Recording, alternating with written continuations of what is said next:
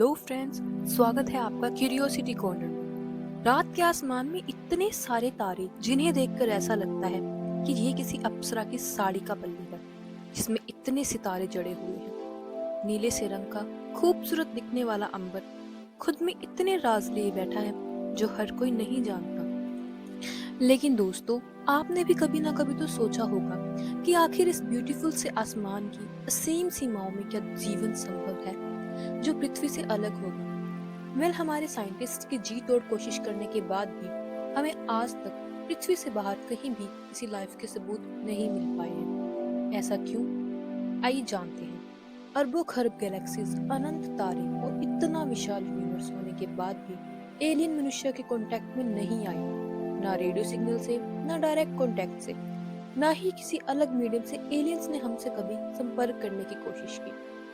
आज हम इस अनसुलझी पहेली को सुलझाने की कोशिश करेंगे। So let's dive deep in the topic. हमारा यूनिवर्स इतना ज्यादा विशाल है कि इसमें ट्रिलियन गैलेक्सी और बिलियन ट्रिलियन तारे हैं। एलियंस ना मिलने की एक बड़ी वजह उनकी हमसे दूरी भी हो सकती है। आइए इसे एक एग्जाम्पल से समझते हैं। हमारा नजदीकी सोलर सिस्टम प्रोक्सिमा सेंचुरी, जो हमसे 4.25 लाइट ईयर्स दूर है, यानी लाइट को वहां तक ट्रेवल करने में 4.25 ईयर्स लग जाते हैं। और अगर हम अपने सबसे तेज स्पेसक्राफ्ट में बैठकर भी वहां जाने का निर्णय करें तो 40,000 से 70,000 वर्ष तक का समय हमें लग जाएगा। यानी कि वहां जाना आज के समय में तो नामुमकिन। इससे हम ये अंदाजा लगा सकते हैं कि एलियन और हमारे बीच की दूरी ही हमारी उनसे मिलने के लिए बाधा बनी हुई है। दोस्तों, एलियन का हमसे ना मिलने का एक और कारण भी हो सकता है, एक्सपेंशन ऑफ यूनिवर्स। हमारा यूनिवर्स लाइट की स्पीड से भी तेजी से एक्सपैंड हो रहा है, यानी गैलेक्सीज एक दूसरे से दूर जाती जा रही हैं। और इस तरह से अगर हम लाइट की स्पीड से भी कभी ट्रेवल करें तो भी हम एलियन से नहीं मिल सकते। और ये बात तो सच है कि लाइट की स्पीड से ट्रेवल करना तो क्या, लाइट की स्पीड के आसपास भी नहीं पहुंचा जा सकता। ये बात तो हम सबको पता है कि लाइट एक सेकंड में 3 लाख किलोमीटर तक ट्रेवल करती है। जैसे चांद और पृथ्वी के बीच की दूरी 1.3 लाइट सेकंड है, यानी कि चांद और पृथ्वी के बीच ट्रेवल करते हुए लाइट को 1.3 सेकंड लग जाते हैं। और सूर्य से इसे हम तक पहुंचते 8 मिनट 20 सेकंड लग जाते हैं। तो जो सूर्य आप आसमान में देखते हैं वो 8 मिनट 20 सेकंड पुराना होता है। और इसी तरह से चांद भी 1.3 सेकंड पुराना होता है। और अगर एलियन हमें मिलियन ऑफ लाइट ईयर दूर से देख रहा हो तो उसे पृथ्वी पर विकास दिखेगा नहीं, उसे पृथ्वी डेड नजर आएगी, एक डेड प्लेनेट। इसलिए एलियन का कोई मकसद ही नहीं होगा पृथ्वी पर आने का। ऐसे बहुत सारे रीजंस हैं जिनकी वजह से एलियन हमें नहीं मिल पाए।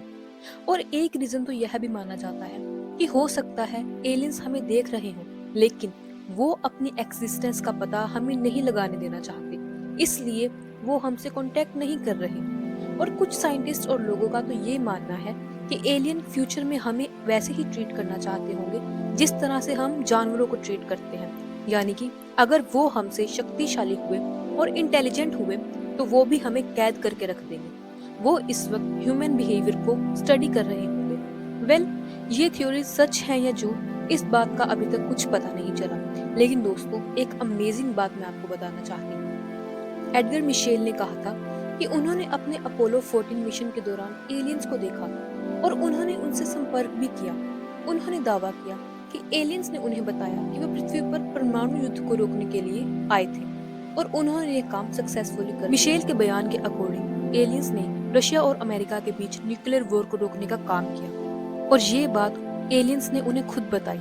लेकिन उनका ये बयान अभी तक सच साबित नहीं हुआ और बहुत लोग इसे एक झूठी बात मानते हैं कि ये बयान सिर्फ झूठा है क्योंकि इसके लिए कोई सबूत ही नहीं है, कोई एविडेंस इस बयान के लिए हमारे पास नहीं है।